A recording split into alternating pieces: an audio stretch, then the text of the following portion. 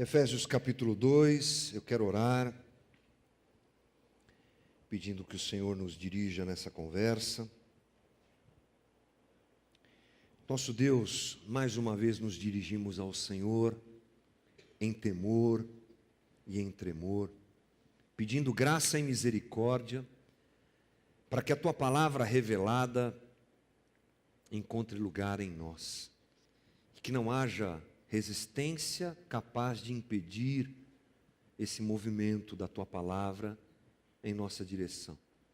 Toda resistência, seja ela psicológica, emocional, carnal e mesmo espiritual, que seja debelada agora, repreendida em nome de Jesus, e que a Tua palavra repouse tranquilamente em nossos corações, e que o Teu Espírito a traduza e a insira em nosso espírito. Me ajuda, porque na minha limitação não posso e não consigo. Dependo exclusivamente do Senhor, para que tudo aqui aconteça como o Senhor deseja. Essa é a nossa oração, que fazemos em nome de Jesus. Amém. Efésios, nós vamos lá para o capítulo 2, estamos falando sobre essa carta tão importante. Semana passada, finalizamos o capítulo 1, onde falamos sobre a oração que Paulo faz a Deus pela vida do pessoal lá de Éfeso, para que eles tivessem os seus olhos abertos. Um momento bacana, muito legal aqui na comunidade, onde nós pudemos compreender a profundidade da obra de Deus. E esse é o trabalho, vamos dizer assim, desse texto, nos esclarecer coisas sobre as quais a gente pouco tempo dedica, valores profundos, a revelação da obra de Deus num âmbito, num plano gigante, sobrenatural, é o que a gente está fazendo, e Paulo faz essa oração e continua orando. Vamos continuar seguindo a oração de Paulo agora no capítulo 2, a partir do primeiro versículo. Para nós entrarmos nesse texto e entendermos o que ele quer dizer, nós precisamos pensar o seguinte: quando você quer destacar alguma coisa, você quer dar a ênfase a algo que é bom, por exemplo, uma das formas que nós usamos é o contraste. A gente às vezes compara as coisas, aliás é a maneira que a gente tem às vezes de explicar alguma coisa, né? Foi tão bom quanto tal coisa, ou foi melhor do que tal coisa. A gente usa essa comparação, uma ação linguística que presta muito a nós. E Paulo ele segue esse caminho. Nós vamos entrar agora numa análise muito séria e clara que Paulo faz a respeito da condição humana, da condição do homem. Então vamos lá, vou ler junto com você versículo 1, 2 e 3 de Efésios 2. Vocês estavam mortos em suas transgressões e pecados, nos quais costumavam viver, quando seguiam a presente ordem deste mundo e o príncipe do poder do ar, o espírito que agora está atuando nos que vivem na desobediência. Anteriormente, todos nós também vivíamos entre eles, satisfazendo as vontades da nossa carne, seguindo seus desejos e pensamentos, como os outros éramos, por natureza, merecedores da ira. Paulo aqui faz uma descrição da condição da raça humana, uma condição realista. Ele faz uma análise realista da situação da raça humana. Aqui Paulo não está se referindo a um grupo, ele está se referindo a todos. Inclusive ele começa o seu discurso se referindo aos efésios. Vocês eram assim, mas logo no meio do parágrafo, ele se inclui, e ele começa a dizer, nós éramos assim. Então não há separação de Paulo entre judeu e pagão, entre judeu e gentio, que poderia acontecer. Não, Paulo se coloca como pertencente a essa própria análise da humanidade que ele faz. E qual análise é essa? A análise que Paulo faz e a conclusão que ele nos faz chegar é que todo ser humano é literalmente pecador. Trata-se do homem caído, da sociedade que é feita pelo homem que também é caída. E aqui não há um tempo específico, um momento específico, um lugar específico, não. Aqui Paulo está falando de todos os homens em todo tempo e em todos os lugares. Isso abrange a condição completa da humanidade. Trata-se de uma condição universal do ser humano. O pecado, é muito importante nós lembrarmos que não se trata de uma erupção momentânea, pontual, uma situação que a gente faz. Aliás, essa é a ideia que nós temos, né? Eu cometi um pecado. Sim, a Bíblia distingue essa situação. Muitas vezes a palavra pecado ela é utilizada para designar um ato, uma ação, ok? Também é pecado. Mas no caso aqui, e na análise mais profunda, pecado não é o que eu faço, pecado é o que eu sou. Pecado é aquilo que nós somos, aquilo que nós carregamos em nós, é a nossa essência, é disso que Paulo fala. Não só aquilo que tem a ver com o fazer, mas com o ser, é algo muito mais profundo, é por esse caminho que Paulo vai. Paulo então destaca 4 situações presentes claramente na vida de todo ser humano pecador. É claro que Paulo vai fazer uma distinção, e daqui a pouco nós vamos dar esse outro passo, e essa análise feita por Paulo, ela recai sobre a vida daquele que não tem um encontro, não teve um encontro, não foi encontrado, seja como você quiser, por Jesus. O homem na sua condição natural, não renascido ainda, não salvo pela graça de Cristo ainda. Mais à frente a gente vai entender melhor essa situação, mas Paulo começa a dizer o seguinte, versículo 1 e 2 de Efésios 2, diz assim: vocês estavam mortos em suas transgressões e pecados, nos quais costumavam viver.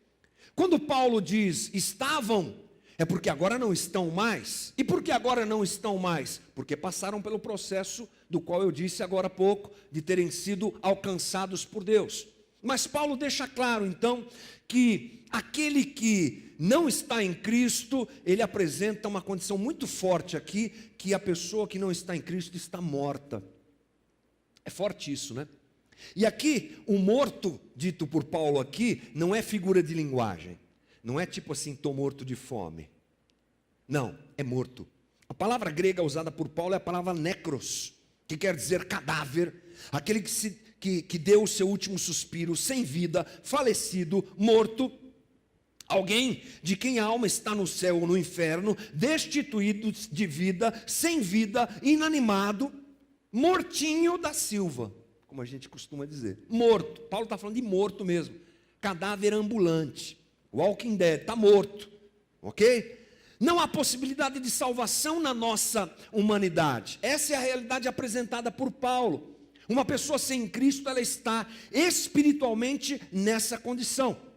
Mortos em nossos pecados e delitos, Paulo usa esse termo. Isso quer dizer que nós carregamos a morte na nossa própria constituição humana. É a realidade da humanidade longe de um relacionamento com Deus. É duro ouvir isso. E a pregação expositiva tem essa questão, não é? Como a gente se propõe a seguir o texto, meu irmão, é o que o texto está dizendo. Não é o que eu quero dizer. Não é o que, de repente, eu até gostaria de dizer para você sair daqui animadinho. Mas é o que o texto bíblico diz. Aquele que ainda não foi alcançado por Deus, aquele que ainda não foi visitado por Deus, aquele que ainda não colocou a sua vida nas mãos de Deus, através de um relacionamento, através da pessoa de Cristo Jesus, está morto. Curtis Vaughan diz assim: é como se o mundo todo, portanto, fosse um imenso cemitério e cada pedra tumular tivesse a mesma inscrição: morto por causa do pecado. As palavras usadas por Paulo, transgressão e pecado, em algumas traduções delito, a palavra delito também entra no lugar de palavra transgressão, ela quer dizer que, quando elas são usadas de forma conjunta, Paulo quer dizer que o homem não consegue chegar à altura do padrão de vida que Deus lhe deu para seguir, errou o alvo. Transgressão, pecado é errar alvo, tenho que ir por aqui, vou por ali. E esse distanciamento que nós, como humanidade, escolhemos seguir, é o que coloca sobre nós esse estado de morte. Porque fora de Deus não há vida. literalmente. Nós não temos essa capacidade de gerar vida. Não temos isso. Portanto, aquele que não está em Deus está morto. 3 situações a nós falarmos a respeito disso, eu acho que é importante. É um assunto que incomoda um pouco pensarmos assim, mas é a realidade bíblica e a gente precisa amadurecer o nosso entendimento. Mas cabe aqui 3 coisas. Primeiro, mesmo as pessoas com aparência de vida ou aparência viva, se elas estão longe de Cristo e negam a Cristo, elas estão mortas. Aqueles que negam a Cristo podem parecer vivos, mas não são. Nós temos um padrão social que nos dá a entender se a pessoa tem vida ou não tem. É interessante. Por exemplo, você olha para uma pessoa atlética, que malha bastante, que cuida da saúde, cheio de vida, né? Cheio de disposição, só dorme 5 horas por dia, uma pessoa ativa, cheio de vida, é o que a gente pensa. Uma pessoa que é bem sucedida naquilo que faz, que pessoa cheia de vida, uma pessoa que é criativa, quando aquela pessoa coloca a mão em alguma coisa, aquilo frutifica, aquilo acontece, uau, aquele cara, aquela pessoa é cheia de vida. Esse é o padrão que nós escolhemos para pensarmos a respeito da vida, porque para nós, a vida que nós conhecemos é essa, e percebemos melhor é essa. A sociedade então criou esses padrões. O tipo de vida que nós admiramos nesse mundo, na verdade não é vida, não é. Lembre-se, por exemplo, da conversa de Jesus com a mulher samaritana em João capítulo 4. Jesus tem uma conversa com essa mulher e ele diz para ela assim: olha, a água que você está bebendo, daqui a pouco você vai ter sede de novo.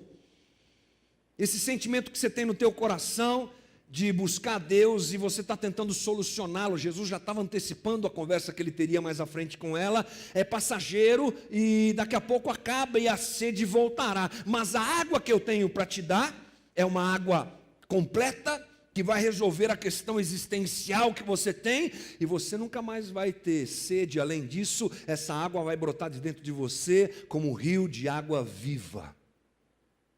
É disso que nós estamos falando. É da vida que se encontra plenamente em Deus. Biologicamente estamos vivos, eu sei, mas biologicamente somos limitados. E vivemos dentro da marca e da situação do pecado. A vida plena não existe fora de Cristo. Sem Deus, nós não vivemos. John Stott diz assim: na esfera que é de extrema importância, que não é o corpo, nem a mente, nem a personalidade, mas sim a alma, tais pessoas, acrescentei eu aí no texto, que estão fora de Cristo, não têm vida. Essa é a realidade que Paulo nos apresenta. Mas, outra coisa importante sobre essa questão é que, mesmo alguém morto, o homem pode fazer e faz coisas boas. Interessante a gente também destacar essa questão. Mesmo alguém marcado pelo pecado, longe de Deus, tem capacidade de fazer algumas coisas boas. Você deve conhecer alguém que nega Jesus, que não quer saber de Cristo, não quer saber do Evangelho, mas ela é uma boa pessoa. Ela faz o bem, ela é simpática, ela é carinhosa, ela é atenciosa, ela é uma pessoa dada. Como é que isso é possível? A ideia que nós talvez tenhamos é que alguém morto não teria a condição de praticar o bem. Não, isso é um engano. Na verdade, você vai encontrar pessoas moralmente corretas, zelosas com a família, generosas, pessoas boas, pessoas responsáveis. E a Bíblia nos mostra isso. Lucas 6,33, por exemplo, diz que as pessoas, mesmo longe de Deus, elas podem fazer o bem até aqueles que lhes fizeram mal.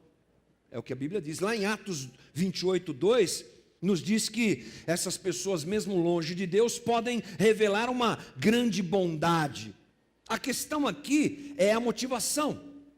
A questão aqui é que, se nós não tivéssemos um pouco desse bem que percebemos no mundo, mesmo fora da igreja, mesmo fora do ambiente reino de Deus, nós já teríamos nos acabado como humanidade.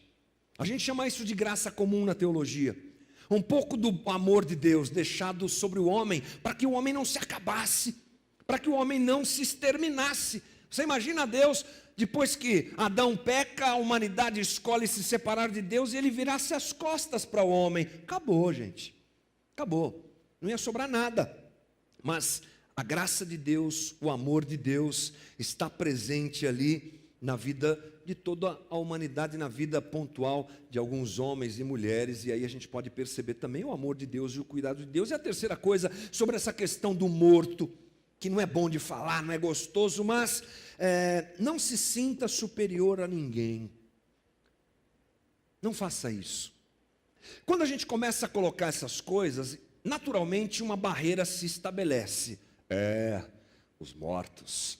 Estamos falando aqui dos pecadores, esse povo que adora pecado, esse povo que vive no mundo, nas trevas, mas nós somos ungidos de Deus, santos, amados do Senhor, povo separado e escolhido de Deus, e nós estamos numa outra esfera, numa outra...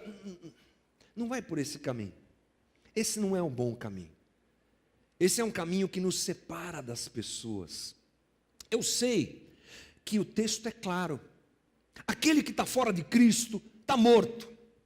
Goste ou não de ouvir isso, é o que a Bíblia me ensina e é o que a gente tem que aprender. Mas isso não quer dizer que haja, ou que deve haver entre nós e eles, uma distância. E é o que a gente faz. É o que a gente costuma fazer. A gente adota uma postura natural de superioridade, tá vendo?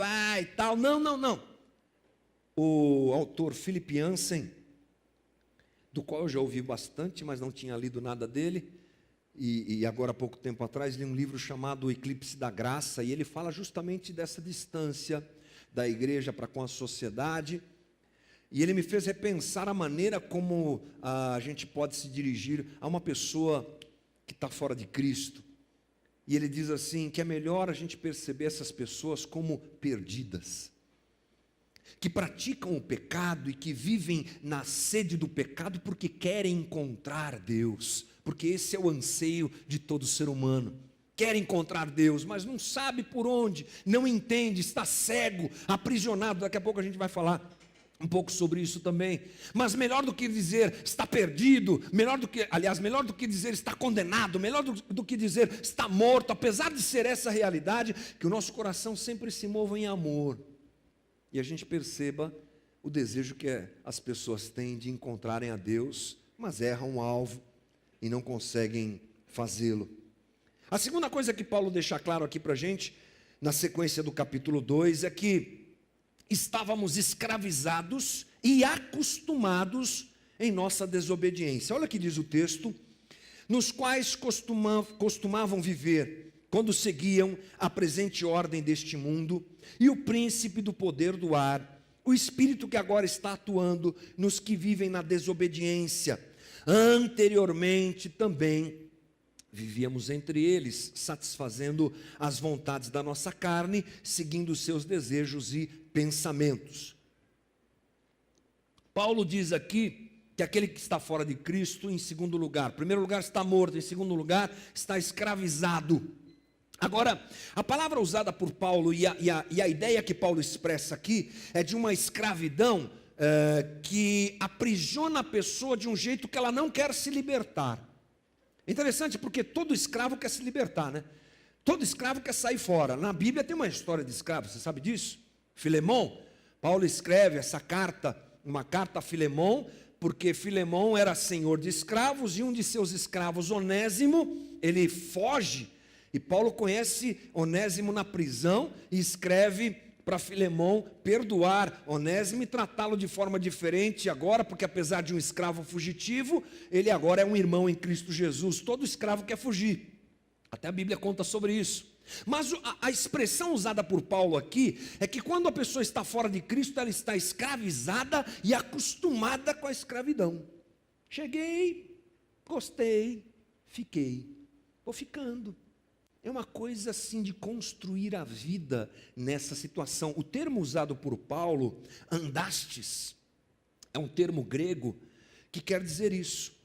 Caminhar, fazer o próprio caminho, progredir, fazer bom uso das oportunidades, viver, regular a própria vida, conduzir a si mesmo, comportar-se, conduzir-se pela vida. Você está entendendo? Tem a ver com ficar e gostar desse estado de escravidão. Não há naquele que está fora de Cristo uma vontade de mudança de vida. Está escravizado e acostumado com a escravidão. É o segundo ponto que a gente tem. O terceiro ponto, aliás, destrinchando, melhor dizendo, esse segundo ponto sobre escravidão, Paulo diz o que é que escraviza aquele que está fora de Cristo. Ele está morto, ele está escravizado, e ele está escravizado pelo quê? Paulo fala, versículo 2, nos quais costumavam viver quando seguiam a presente ordem deste mundo. Estão escravizados pelo quê? Em primeiro lugar, pelo mundo. O que é mundo, gente? Cuidado para não confundir mundo com criação. Mundo aqui é sistema, jeito de viver. A palavra grega cosmos. Paulo usa essa situação. É o sistema que pressiona cada pessoa a se conformar com seus valores. Lembra de Romanos 12:2? Não vos conformeis com este mundo, com este século, com este cosmos. Então há um sistema que faz a gente, que luta e que se esforça para a gente se acostumar com ele. É o mundo onde nós estamos, a sociedade onde nós vivemos. E essa sociedade, esse jeito de viver, nos afasta de Deus. Quem está fora de Cristo está escravizado dentro desse sistema. E é assim que a gente vive, né? E é assim que a gente percebe a sociedade viver. Quem ama o mundo não pode amar a Deus, já diz João, lá em 1 João 2,15. Tiago diz também, quem é amigo do mundo é inimigo de Deus. Nós precisamos ampliar um pouco mais o nosso pensamento, além do pecadinho nosso de cada dia. E percebemos que nós vivemos em uma estrutura desumana, uma estrutura de exploração, de destruição, de consumo de vida, de valorização daquilo que não tem que ser valorizado. E a gente é escravizado por isso. O mundo quer escravizar as pessoas com isso. As pessoas são presas literalmente nisso e têm a sua vida guiada por isso. E a internet hoje, a tecnologia ajuda isso a se propagar de um jeito esquisitíssimo, né? A gente vê umas pessoas fazendo umas coisas que você fala, que loucura é essa? Que troço é esse? Que supervalorização desse negócio. Esse negócio não vale nada, mas olha só o que está fazendo. Olha só como está se expondo. Olha que caminho que escolheu. Essa percepção que nós temos, olhando do lado de cá das coisas, ela é uma ação do Espírito Santo, que vai trabalhando o nosso coração e nos mostrando através da palavra e da própria ação que Ele exerce em nós, para nós percebermos o caos que é esse mundo, o lixo que é essa cultura de sociedade que a gente tem. John Stott, a respeito disso, diz umas coisas fortes. Ele diz assim, sempre que seres humanos são desumanizados pela opressão política ou pela tirania burocrática, por um ponto de vista secular, repudiando a Deus, ou a moral, repudiando absolutos, ou materialista, glorificando, por exemplo, o mercado consumidor, pela pobreza, pela fome, ou pelo desemprego, pela discriminação racial, ou por qualquer forma de injustiça, aí podemos detectar os valores subhumanos do presente século e deste mundo. É isso que nós percebemos que escraviza aquele que está fora de Cristo. Em terceiro lugar, aliás, em segundo lugar, hoje eu estou trocando tudo, né? Em segundo lugar, quem está escravizado também está escravizado pelo diabo. Paulo nos diz assim, nos quais costumavam viver quando seguiam a presente ordem deste mundo e o príncipe do poder do ar, o espírito que agora está atuando nos que vivem na desobediência. Bom, se a gente não pode supervalorizar o diabo, e é o que muitas vezes nós fazemos, nós também não podemos desprezá-lo. Saber que ele é uma criatura e que ele e seus demônios estão presentes nesse mundo, agindo ao dirigir essa podridão de sociedade sobre a qual nós falamos agora, sobre a qual nós conversamos agora, nós não podemos desprezá-lo. Se não valorizamos e não damos a ele o poder que ele tem, que ele não tem, nós também não podemos desprezá-lo. Ele age, e está agindo, trazendo confusão e operando nesse caos onde nós vivemos. Paulo usa um termo grego aqui, que ele usou no primeiro capítulo, a gente que vem seguindo capítulo a capítulo, né, versículo a versículo, lá no versículo 20 do primeiro capítulo, Paulo fala do poder de Deus que age sobre a vida do crente. E aqui ele usa o mesmo termo para dizer a respeito, para enfatizar o poder de Satanás, do diabo, na vida da pessoa que está fora de Cristo. É muito sério isso. Deus age na sua igreja, Deus age naquele que está em Cristo de uma forma poderosa, única, sobrenatural, em especial. E aí Paulo vai dizer, olha, esses que estão escravizados pelo diabo. E essa ação demoníaca é equiparável à ação que Deus faz na vida do crente. Muito sério. John Stott diz assim, como as escrituras identificam o diabo como a fonte das tentações ao pecado, mas também como um leão e um assassino, podemos com segurança fazer remontar a ele, em última análise, todo mal, todo engano e toda violência. Mortos e escravizados, entre as ações de escravidão está a própria ação do diabo. Mas em terceiro lugar, Paulo nos diz que aquele que está escravizado pela depravação. Anteriormente, todos nós também vivíamos entre eles, satisfazendo as vontades da nossa carne, seguindo os seus pensamentos, os seus desejos e pensamentos. Paulo está falando aqui, gente, sobre a natureza humana decaída. Essa natureza humana decaída age na natureza humana que todos nós temos, deformando aquilo que não deveria ser deformado. Vou te dar um exemplo. Nós fazemos algumas coisas que são naturais para nós e que são boas, deixadas por Deus para a humanidade. Mas a nossa depravação humana tem a capacidade de pegar aquela situação e deformá-la. Por exemplo, a comida. Comer é muito bom, mas comer demais não é muito bom.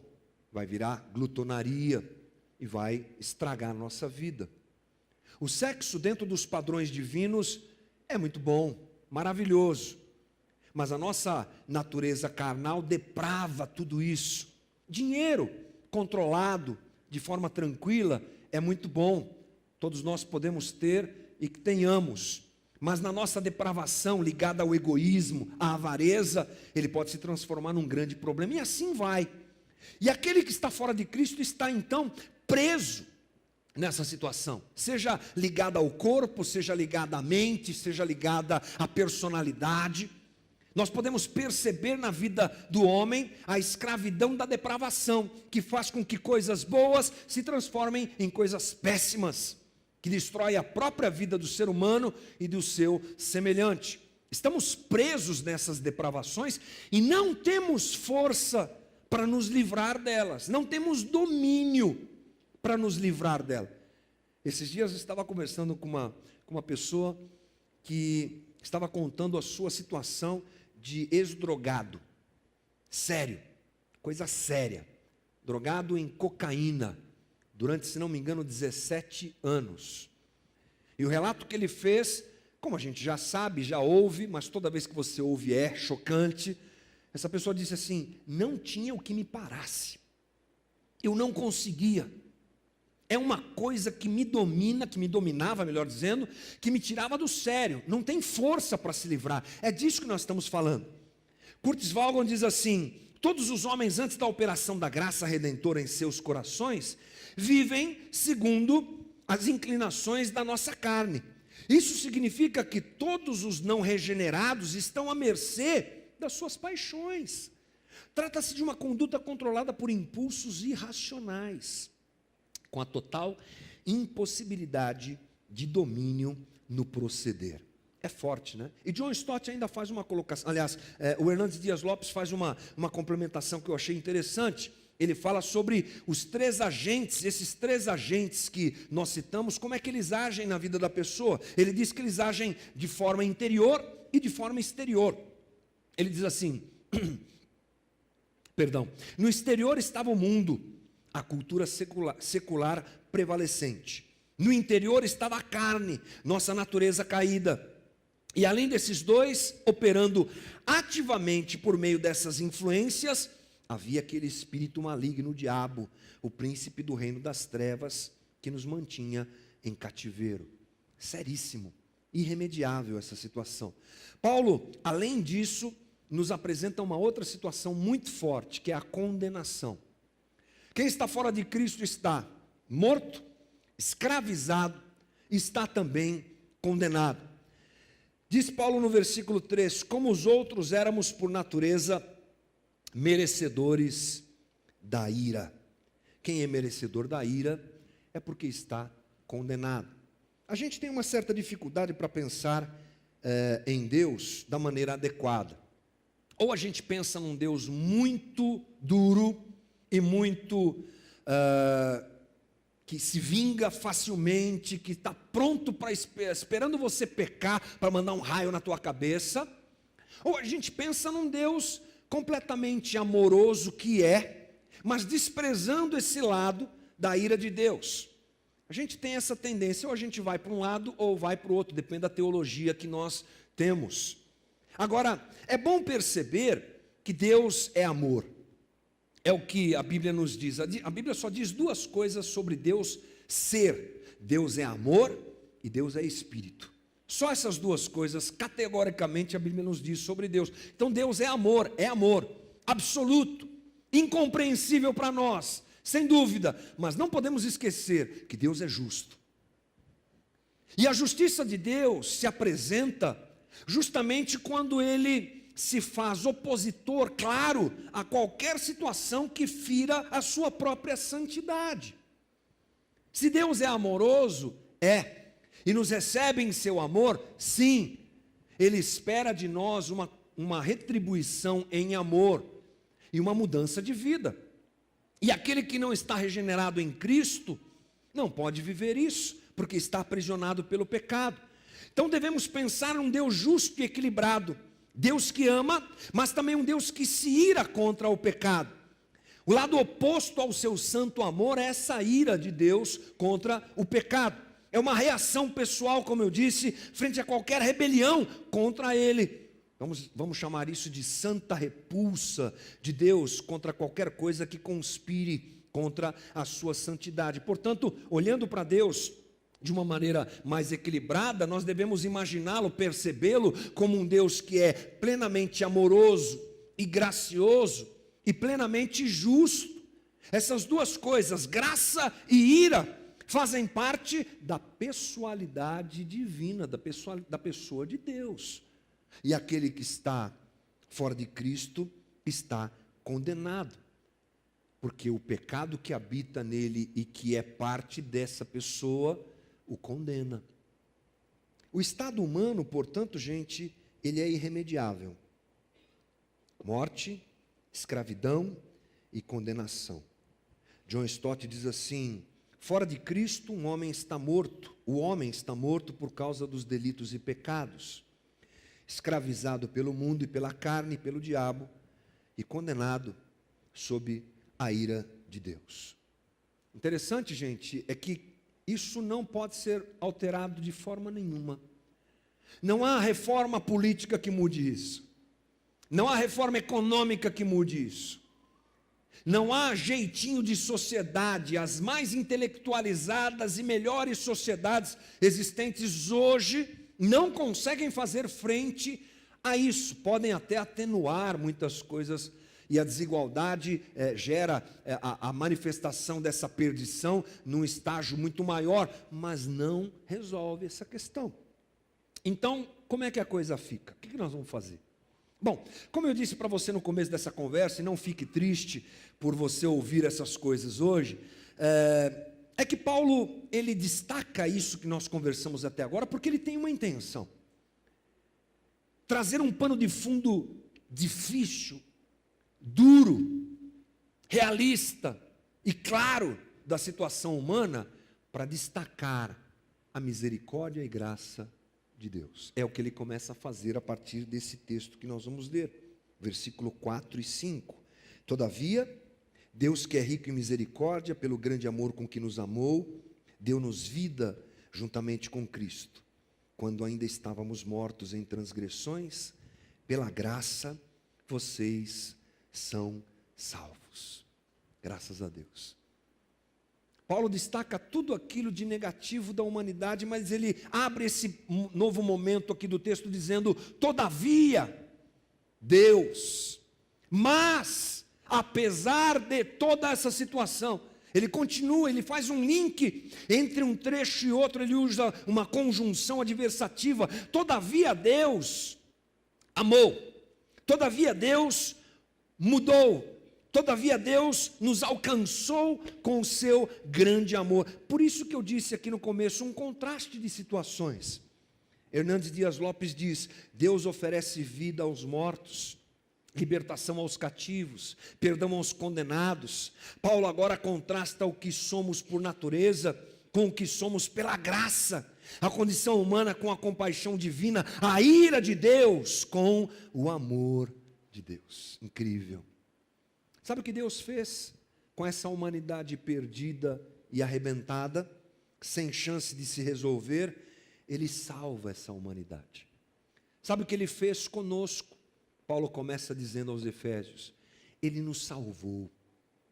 Éramos desse jeito que você ouviu até agora, mas Deus nos salvou. A palavra salvou, usada por Paulo no grego, é uma palavra que quer dizer salvou e continua salvando.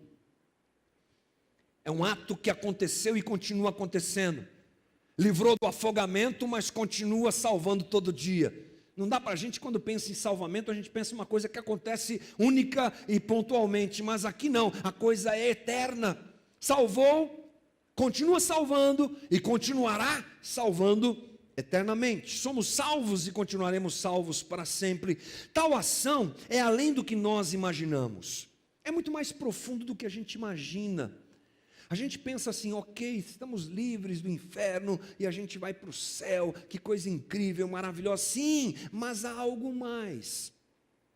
Paulo usa umas expressões que eu preciso esclarecer para você. Ali no versículo 5 e 6, diz assim: e estando nós mortos em nossos delitos, nos deu vida juntamente com Cristo. Guarde isso, vida juntamente com Cristo. Pela graça sois salvos. Depois, juntamente com Ele, Ele que em Cristo, nos ressuscitou e nos fez assentar nos lugares celestiais em Cristo Jesus. Só esse trecho aqui, Paulo usa 3 situações que nos unem a Cristo, nos ligam a Cristo, de uma forma incrível. Ele diz que nós recebemos vida juntamente com Cristo. Juntamente com Cristo nos ressuscitou e nos fez assentar nos lugares celestiais em quem? Em Cristo Jesus. Paulo está descrevendo 3 eventos históricos incríveis a respeito da figura de Cristo: ressurreição, vida e ascensão de Cristo. Mas o interessante é que Paulo não está falando de Cristo agora, ele está falando da gente. Ele está dizendo que nós fizemos esse mesmo processo, ou recebemos, ou participamos, ou fomos incluídos nesse processo em Cristo, com Cristo.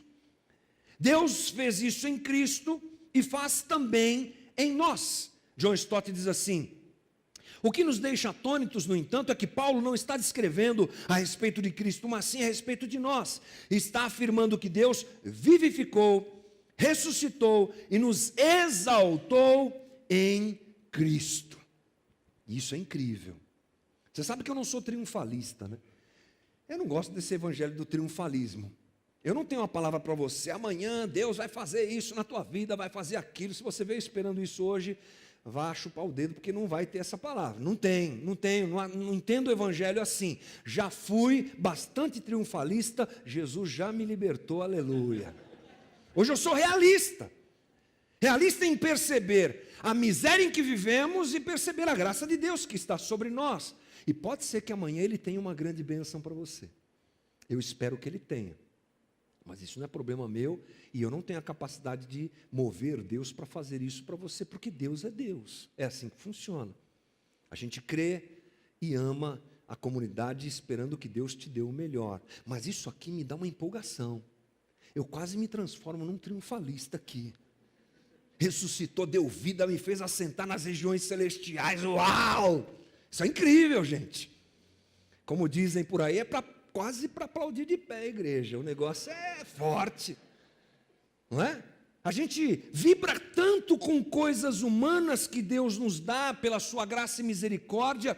Vibremos nós pela ação sobrenatural de ressurreição, de vida e de sermos colocados numa condição que a gente nem entende direito, né?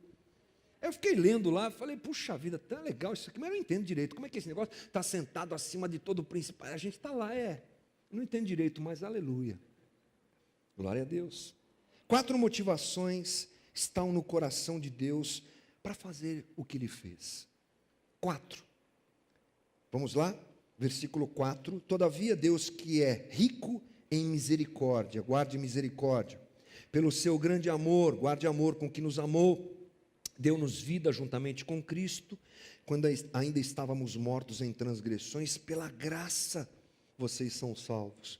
Deus nos ressuscitou com Cristo, e com Ele nos fez assentar nos lugares celestiais, para mostrar nas eras que hão de vir, a incomparável riqueza de sua graça, demonstrada em sua bondade para conosco em Cristo Jesus. 4 motivações aqui: misericórdia, amor, graça e bondade. Está aí no texto.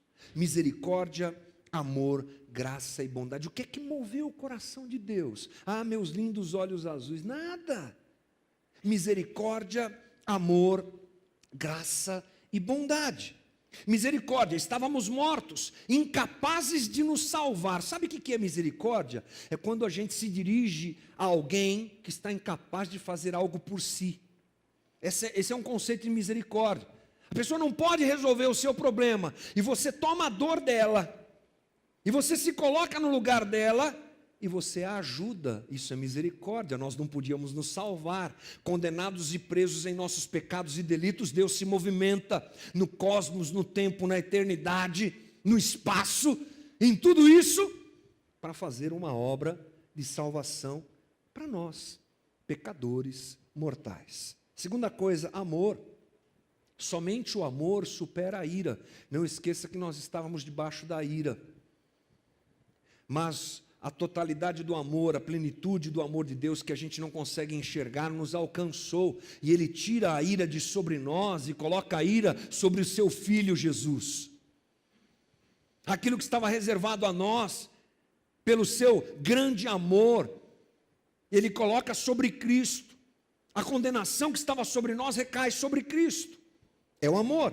A graça, o julgamento de Deus deixa de acontecer, mesmo sendo nós merecedores desse julgamento. O que é graça, gente? Favor imerecido. Não merecemos, não temos porquê, não somos bons, não somos bacanas, somos um bando de tranqueira, mas Ele nos ama e repousa sobre nós sua graça e bondade. A bondade de Deus que nos alcança totalmente e nos visita totalmente. Paulo continua a sua conversa, aí citando o versículo 8 e 9, ele diz: pois vocês são salvos pela graça, por meio da fé. Isso não vem de vocês, é dom de Deus, não por obras, para que ninguém se glorie. Paulo está falando com uma igreja e dizendo para eles: vocês eram assim, agora vocês são assim. Mas vocês não são assim porque mereceram ser assim. Agora vocês são assim também não porque vocês fizeram alguma coisa para serem assim. Vocês são assim porque Deus fez o que fez. Ele deixa isso muito claro. Não vem de vocês, não é por obras. Porque até o despertamento de fé que leva um homem a Cristo, gente, é graça divina. É a misericórdia de Deus recaindo sobre nós.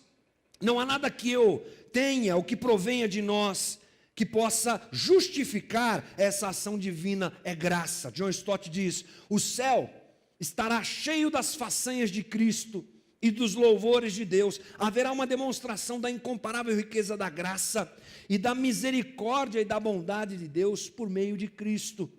Essa é a realidade. Quem fez foi Deus através de Cristo. E ele encerra com o versículo 10, dizendo: porque somos criação de Deus, realizada em Cristo, para fazermos boas obras, as quais Deus preparou de antemão, para que as praticássemos. Bom, aqui, gente, Paulo, destaca uma coisa muito interessante.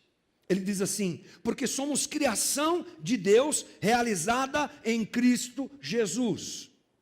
Paulo não está falando da primeira criação, do primeiro nascimento, aquele que eu e você, pelo qual nós passamos. Primeiro nascimento, natural, nascemos naturalmente. Paulo está falando aqui, porque somos criação de Deus, realizada em Cristo Jesus. Lembra que a gente disse que no começo que quem está fora de Cristo está morto? Então, em Cristo estamos ressuscitados, é o que a gente acabou de dizer. Por isso somos uma nova criação. Por isso daí vem a ideia de um novo homem. Daí vem a explicação dessa conversa que a gente tem tido aqui sobre Efésios. Um novo homem, junto com um novo homem, junto com uma nova mulher, junto com outra nova mulher, faz uma nova sociedade. Essa é a ideia que nós temos cavucado aqui no livro de Efésios. Paulo deixa claro então que nós somos criação de Deus, não a antiga criação, mas precisamos entender que a salvação é a criação, é a nova criação. Somos feitos de novo, renascemos em Cristo. Aliás, temos até o batismo. Nós que batizamos por aspersão, entendemos que ele simboliza melhor isso, não é? Nossos irmãos presbiterianos batizam por aspersão, ok. Nós entendemos melhor o batismo através da imersão, ou seja, se morre e se nasce de novo. É o símbolo, é a ação simbólica desse processo incrível de quem estava morto e renasce em Cristo Jesus. Daí vem as novas criaturas, daí vem a nova sociedade em Cristo Jesus. Portanto, a igreja, gente, é a sociedade formada por gente que passou por esse processo. Paulo está construindo o seu raciocínio, fazendo o pessoal lá em Éfeso entender todo o processo divino, toda a ação divina, como é que a coisa funciona no mundo espiritual, nas regiões celestiais, e como é que isso tem a ver com a gente. É claro, estamos aqui em 2017, 2018 melhor, precisamos resgatar isso, trazer isso para nosso entendimento, para nossa realidade. Eu espero que isso esteja acontecendo com você. Estou encerrando. E quero dizer o seguinte, que essa conversa de hoje produza em nós o sentimento de gratidão que nós precisamos ter pela obra redentora de Cristo na cruz. Aqui é uma análise teológica que Paulo faz profunda. Ele mostra para todos nós a condição do homem longe de Cristo, morto, escravizado, condenado e sem ter o que fazer. Sem ter o que fazer. Ele pode ser a pessoa mais boa do mundo, ele pode ter as melhores intenções do mundo. Esse homem perdido, ele pode procurar em tudo quanto é lugar, de todas as formas, de todo jeito, tentar resolver essa questão. Ele não tem por onde. E depois Paulo diz: olha, perceba a obra que Cristo fez, que Deus fez em Cristo. Te ressuscitou, te libertou da escravidão, te deu a opção de dizer não ao pecado, e te livrou da condenação e da ira divina, te fazendo uma nova criatura. Só é possível resolver essa questão quando nós somos alcançados pela graça divina e renascemos. Ah, mas eu continuo nesse mundo, eu sei. Mas não somos mais os mesmos. Isso aqui também serve para abrir os nossos olhos para uma ideia mais profunda de cristão. O que é cristão? É o cara que vai na igreja uma vez por semana? É isso? É o cara que tem uma Bíblia aberta no Salmo 91? O que é um verdadeiro cristão? É alguém que passou por esse processo, que reconheceu em Cristo Jesus a porta de saída para a sua condição, que anteriormente a isso não podia ser resolvida, mas que em Cristo foi solucionada. Encha o teu coração de gratidão, meu irmão, em nome de Jesus. E desperte-se para cada dia mais perceber a graça e o amor de Deus derramada sobre nós. Que sejamos esses que de forma madura assumem a postura de nova criatura. Não esqueça, você não está mais morto, mas você está vivo em Cristo Jesus. Não esqueça, você foi liberto da escravidão. Hoje você pode dizer não para o pecado, eu também posso. Essa é uma opção que Deus nos dá. Podemos vencer a nossa carne, é uma luta constante, sim, mas ela pode acontecer. E fomos livres da ira de Deus, que repousou sobre Cristo, que absorveu essa ira que deveria cair sobre nós. Portanto, todo mundo tem que sair daqui com um sorriso nos lábios e uma alegria no coração incrível, porque a obra que Deus fez na vida da gente não é brincadeira não, gente. É muito sério. Que a gente pare de pensar que ser cristão e crente é vir na igreja uma vez por semana, mas que a gente entenda e analise, inclusive, isso que serve também para a gente se autoanalisar e perceber se estamos inseridos dentro desse processo, porque triste coisa é a gente estar dentro de uma igreja sem ter passado por isso. Triste coisa é a gente se perceber longe disso aqui. Porque não tem a ver com igreja, não tem a ver com religião, não tem a ver com pastor, com bispo, com apóstolo, com escola dominical, não tem, isso aí tudo pode ser instrumento de Deus, ok, mas tem a ver com você, comigo, individualmente. Sejamos aqueles que percebem, a graça de Deus me alcançou, e eu fui transformado pela sua misericórdia. Fecha os teus olhos comigo, vamos orar.